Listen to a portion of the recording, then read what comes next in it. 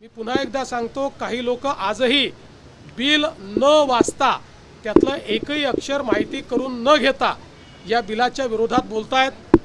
त्यांनी जर बिल वाचलं तर ते कधीच या विरोधात बोलणार नाही, कारण या बिलाच्या विरोधात बोलणारे एक प्रकारे या देशातल्या जे काही कडवी डावे विचारसरणी आहे, लेफ्ट विंग एक्स्ट्रीमिझम आहे, त्याच्याच विचाराला कुठेतरी पुढे नेण्याचा प्रयत्न करतायत, नकळत प्रयत्न करतायत। त्यामुळे त्यांनी हे बिल वाचावं। या बिलाने कोणाचाही आंदोलनाचा अधिकार काढून घेतलेला नाही।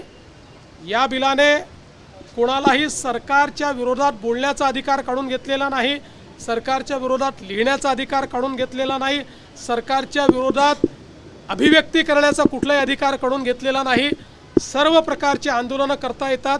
किंबहुना हा एकमेव कायदा असा आहे की ज्या कायद्यामध्ये संघटना बॅन करता येते तरच व्यक्तीवर कारवाई करता येते, त्याशिवाय व्यक्तीवर कारवाईच करता येत नाही।